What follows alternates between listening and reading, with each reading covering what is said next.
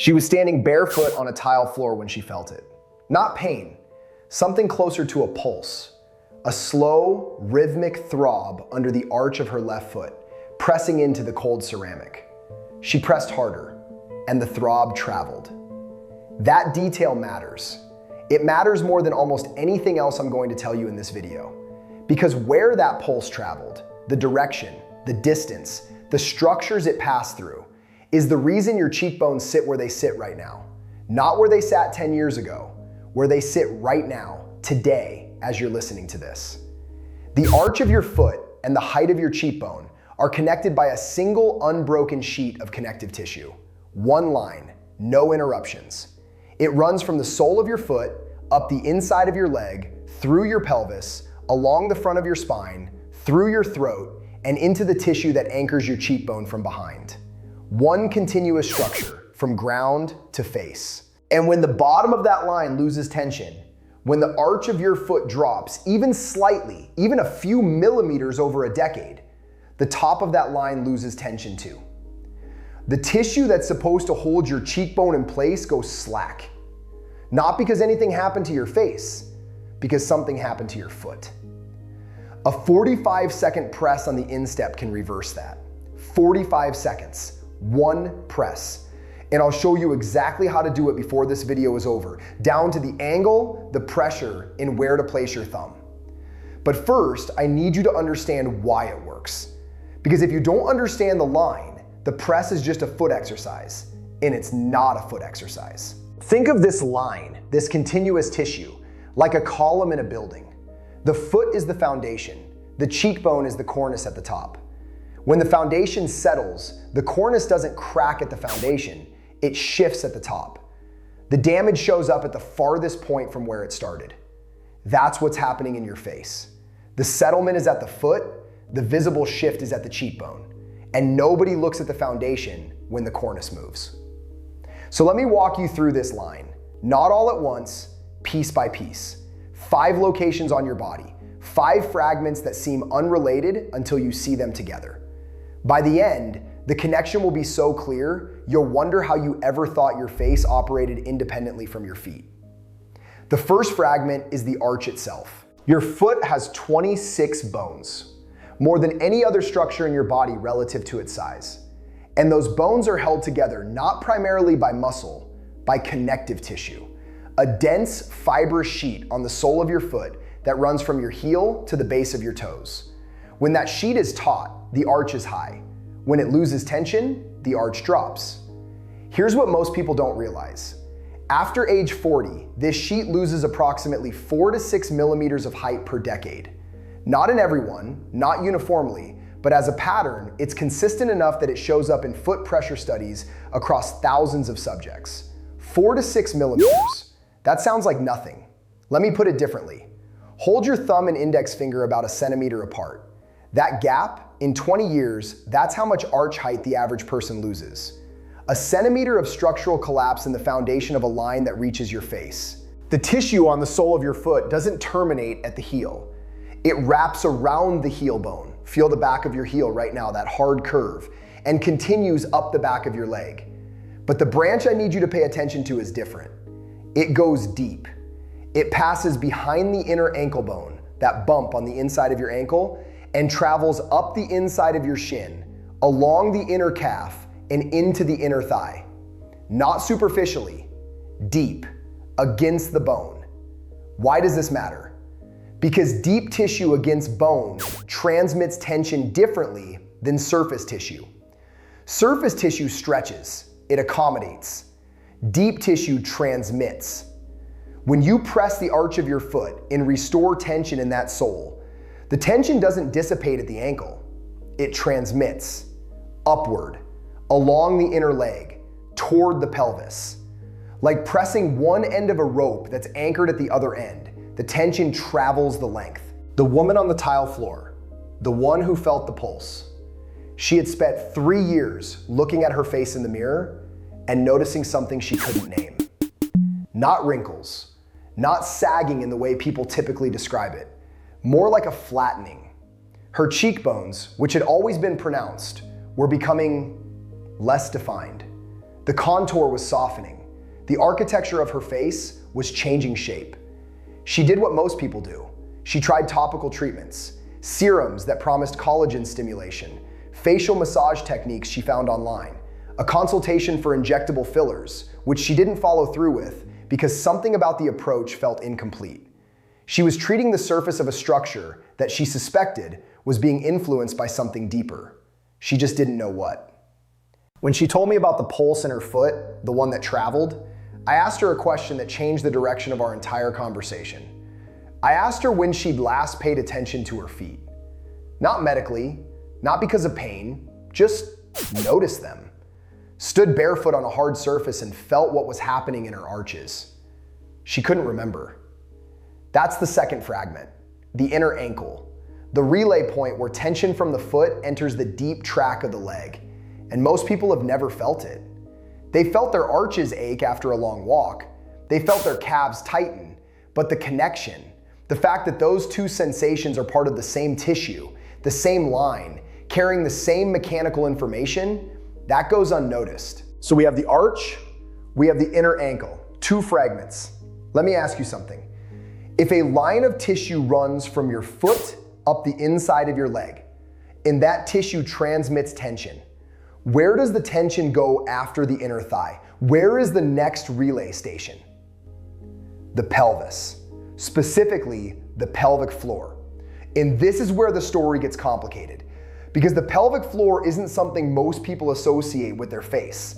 It's not something most people associate with anything above the waistline. But the deep front line, this continuous sheet of tissue I've been describing, passes directly through it. The pelvic floor is the bridge between the lower body and the trunk. Tension from your legs enters the pelvis. The pelvic floor receives it, transmits it upward along the front of the spine. Without the pelvic floor, the line is cut in half. Your foot is disconnected from your face. The bridge is the pelvis. If you've had a child, this matters more. Pregnancy and delivery alter the tension in the pelvic floor. The tissue stretches, sometimes tears, sometimes heals with reduced elasticity.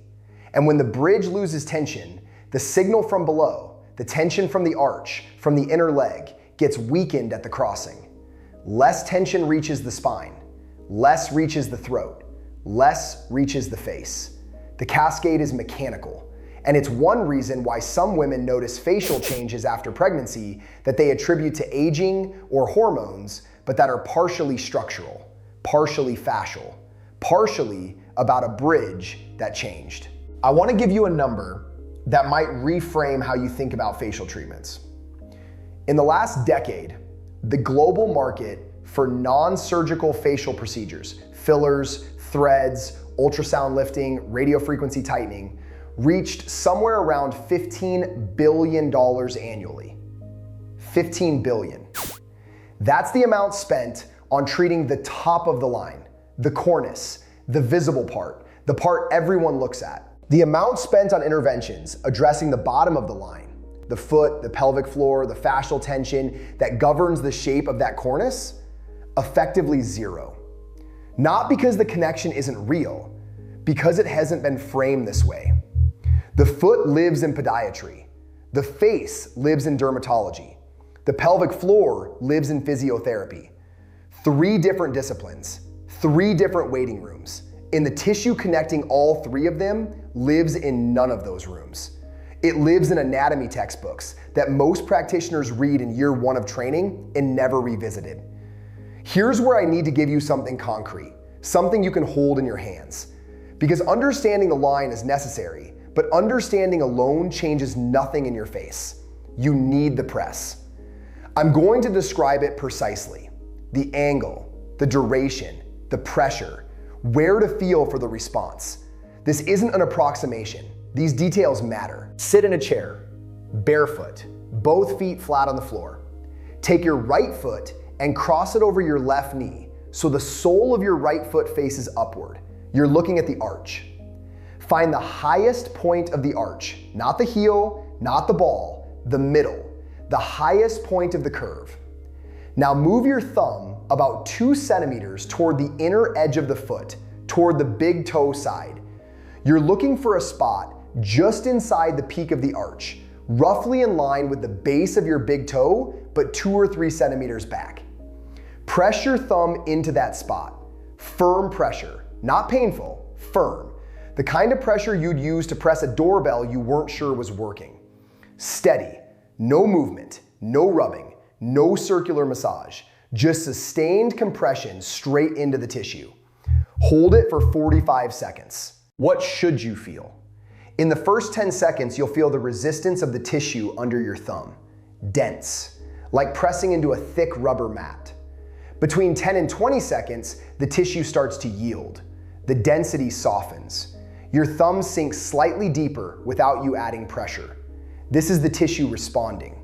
The collagen fibers are reorganizing under sustained load. They're releasing stored tension. Between 20 and 30 seconds, and this is the part that surprises people, you may feel a sensation somewhere other than your foot, the inside of your calf, the inner knee, sometimes the inner thigh.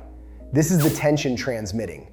The tissue you're compressing is continuous with the tissue up your leg, and the pressure wave is traveling the line. Not everyone feels this immediately. Some people feel it on the first press. Some need a week of daily presses before the transmission becomes perceptible. Both responses are normal. After 45 seconds, release. Stand up. Walk 3 steps. Pay attention to the foot you pressed. Does the arch feel different? Higher maybe, more defined. The floor might feel different under that foot. More contact at the outside edge, less collapse at the inner arch. That's a structural change. Temporary at first, cumulative over days and weeks. Let me be clear about what this single press does and does not accomplish. It restores tension at the base of the deep front line. One location, one intervention point. The line has multiple segments, each with its own tension requirements, and this press addresses the foundation. The complete sequence, addressing the inner ankle, the inner knee, the pelvic floor connection, the anterior spine, the throat, and the tissue behind the cheekbone, is what produces the full structural effect. That complete sequence is what I mapped out in the Connected Face protocol, which you'll find in the description below this video. 12 specific releases, sequenced over 30 days, with diagrams showing you exactly where to place your hands for each one. The press I just showed you is the starting point. It's where the line begins. But I need to finish the line, because you still don't know how this reaches your face. You have the arch, the inner ankle, the pelvic floor bridge, 3 fragments. The 4th is the one that makes the mosaic click. The front of your spine. From the pelvic floor, the deep front line ascends along the front of your vertebral column, not behind it where the big postural muscles live, in front of it, against the vertebral bodies themselves. Deep tissue, the deepest you can get without entering the spinal canal. This tissue, called the anterior longitudinal ligament, though the name matters less than the location, is the vertical cable connecting your pelvis to your skull. And as it ascends, it passes through the throat. Here, touch the front of your throat. Gently. Feel the tube of your windpipe. Now move your fingers slightly to either side. That soft tissue flanking the windpipe, those are muscles. They connect to the hyoid bone, a small horseshoe-shaped bone floating in your throat that anchors the tongue and the floor of the mouth. The deep front line passes through these muscles. The hyoid is another relay point. Tension from below reaches the hyoid and is redirected from the throat into the jaw and face. So the chain reads like this: sole of foot, inner ankle, inner leg, pelvic floor, anterior spine, throat muscles, hyoid bone. And from the hyoid, the tissue continues into the floor of the mouth, up behind the cheekbone, and into the connective tissue that surrounds the eye socket. The line terminates behind your eye. Your arch is connected to the back of your eye socket. One line, one unbroken tissue. And the tension in that line, or the absence of tension, shapes the position of everything it passes through, including the cheekbone. The woman on the tile floor, I want to tell you what happened with her, but I want to tell it honestly. Not the version where everything transformed. The version where something real changed and something didn't. She did the INSTEP press daily, 45 seconds per foot.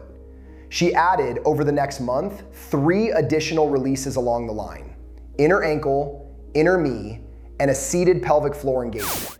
Not the full 12, 4 of the 12. After 6 weeks, she noticed 2 things.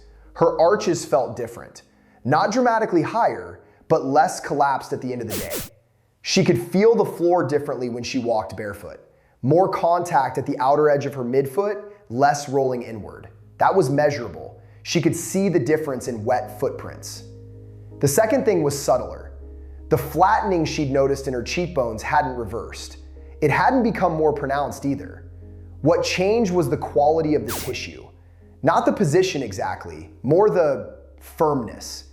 There was more resistance when she pressed her fingers against her cheekbone area. The tissue felt more taut, held, like it was being pulled from behind instead of just sitting there. Was it dramatic? No. Was it the kind of change a casual observer would notice across a dinner table? Probably not. But she noticed it, and her daughter noticed it. Her daughter said her face looked less tired, which isn't the same as younger, and isn't the same as lifted, but it's something. It's a real observation from someone who sees her face every day and doesn't have a reason to manufacture a compliment. I share this because the honest version matters more than the impressive one. The INSTEP press is not a facelift. The deep front line is not a magic thread you pull from the bottom to tighten the top. The relationship between foot tension and facial tissue is real, measurable, and documented in anatomical dissections going back decades. But the magnitude of change from a single intervention point, practiced over weeks, is modest. It's real. It's visible in tissue quality. It's noticeable to people who look closely. It's not a surgical outcome. What it is, and this is the part that matters more, is evidence that your face is not a separate entity. It is not a surface that you treat from the outside in. It is the top of a column, and the column starts at the ground. Let me ask you something that I've been sitting with for a while, and I don't have a clean answer for it. We spend enormous energy maintaining our faces, washing, moisturizing, treating, injecting, protecting from the sun. We have an entire industry, multiple industries, dedicated to the 6 inches between the chin and the hairline, and almost no energy maintaining the structure that holds those 6 inches in place from below. Why is that? Part of it is visibility. We see our faces, we don't see our fascial lines. Part of it is specialization. The foot doctor doesn't talk to the dermatologist, and nobody in either waiting room is discussing the tissue connecting their 2 domains. Part of it is the way we've been taught to think about the body, as parts, not as a system, as components in separate drawers, not as a single continuous fabric. But part of it, I think, is something simpler. We forgot that we stand on the ground. We forgot that gravity acts on us from the top down, and that the structures resisting gravity work from the bottom up. We forgot that the floor shapes the ceiling. That woman, the one on the tile, she told me something months after our first conversation. She said she'd started standing barefoot on her kitchen floor every morning for a minute before putting her shoes on. Not doing the press, just standing, feeling the arch, feeling the connection to the ground. And she said it changed how she thought about her face.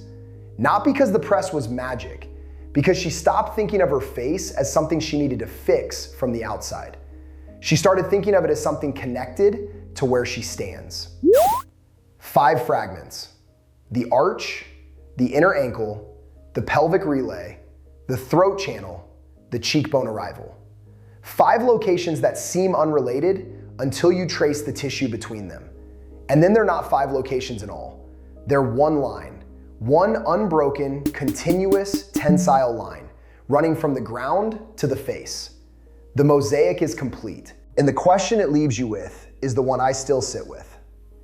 If the body is this connected, if a press on your foot can change the quality of tissue behind your cheekbone, what else are we treating at the surface that starts at the foundation? What else are we looking at in the mirror that's being shaped by the floor? I don't have the answer. I have a suspicion that the answer is most of it. Most of what we see in the mirror is a surface expression of deeper structures that begin much farther from the face than we've been taught to look. The face is the last page of a story that starts at the feet. If you found something in this video that shifted how you think about your own body, not just your face, but the system underneath it, I'd be curious to hear what you noticed. Leave a comment, tell me which fragment surprised you. The arch, the pelvic relay, the throat, which one made the line real for you? And if this kind of depth is what you're looking for, the subscribe button is right there. This is what we do here. We trace the lines nobody traces.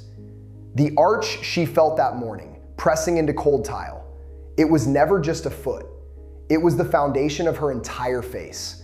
Her cheekbones rest on that arch right now, the way a ceiling rests on stone.